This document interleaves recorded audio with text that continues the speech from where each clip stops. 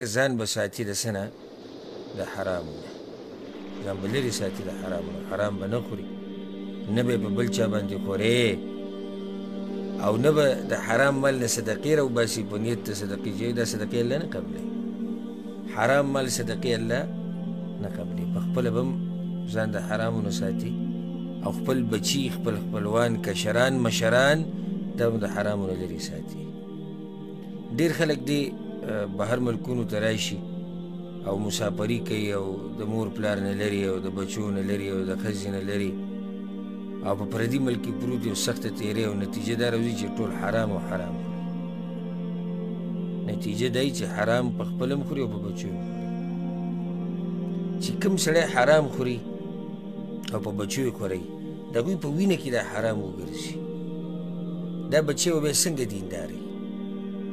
په ده باندې به یعنې کم ښه تربیت اثر وکړي، او د هغه په وینه کې چې دی نو حرام ګرځېدلی. ځکه دا قسمه خلک وګورئ ګیر چاپېر، کم سړی چې حرام خوري او په بچو یې خوري، د ده په بچو کې برکت نه وي، د ده په ښځه کې برکت نه وي، د ده په کور کې برکت نه وي، د ده په مال کې برکت نه وي.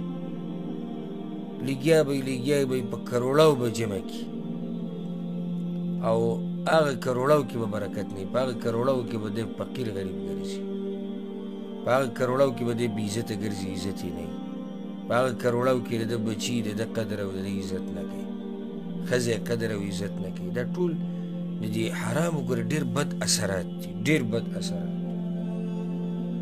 د انسان خو په خپله تباه کېږي د حرامو سره. په چای چې خوري ځان سره هغه خلک هم تباه کوي، او بیا ورو ورو داسې چې حرام ډېر شي، معاشره ټوله تباه شي، د معاشرې نه برکت ختم شي، په کار کې برکت نه وي، په وینا کې برکت نه وي، په وخت کې برکت نه وي، د هر څه بې برکته شي. نو د حرامو نه به ځان لرې ساتي، ځان هر قسمه حرام چې دی، هر قسمه حرام هغې نه به ځان لرې ساتي. او که چېرته یو انسان سره حرام مالي، نو بیا به دې ته ګوري چې دا ده چې د چا نه اخیستی دی، د هغه په رضا یې اخیستی دی که هغه پې رضا نه و. که هغه پې رضا نه و، مثال کې لکه غلا یې کړی دی یو کس نه، غصب یې کړی دی، مال یې ترې اخیستی دی، خو حرام دی، او مالک د دې مال په دې باندې راضي نه و، نو په ده باندې واجب دی چې زر تر زره د هغه دا حق واپس کړي، زر تر زره.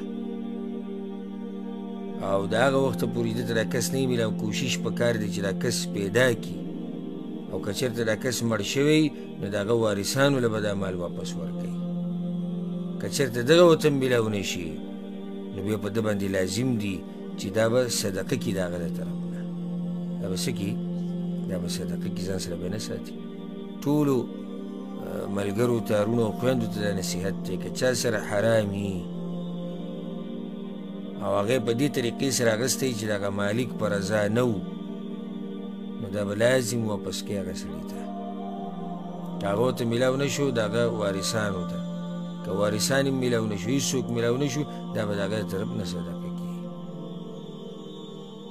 او دا ورسره هسې بیا فایدې دپاره دا مسله یاده کړي. که ده چې ته صدقه کړه او سړی راغی، نو بیا به اختیار، هغه له به اختیار ورکړي، فإنه يخيره، بیا دې له اختیار ورکړي بین امضاء الصدقه، چې یا دې دا صدقه دی ووایي چې بس دا زما طرف نه صدقه شوه او زه پې م راضي یم، یا ووایي چې نه زما مال ماله واپس راکړه، نو مال به له واپس ورکوي. او که چېرته دا حرام مال داسي چې دا د مالک په رضا سره دا اخیستی، لکه مثال رشوت شو، یا سود شو، سود تاسو ذهن کې نه راځي، یا سود شو، نو دا هم حرام دي. او دا چې کوم د ده سره دی، په ده باندې لازم دی چې ځان د دې حرامو نه خلاص کړي. نو څه به کوي؟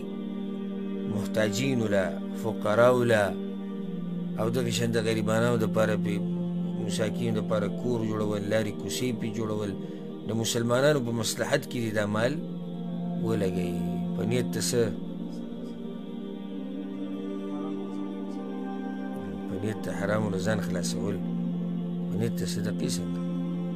ان الله طیب لا یقبل الا طیبه معنی سره په نیت د صدقې ته د سود مال راوباسي ورکوې د الله قبلوي نه، په دې ورته ذره برابر اجر نه میلاوي، ذره برابر اجر. خو نیت به یې دی چې زه ځان د دې مال نه خلاصوم، بس دا به یې نیت وي.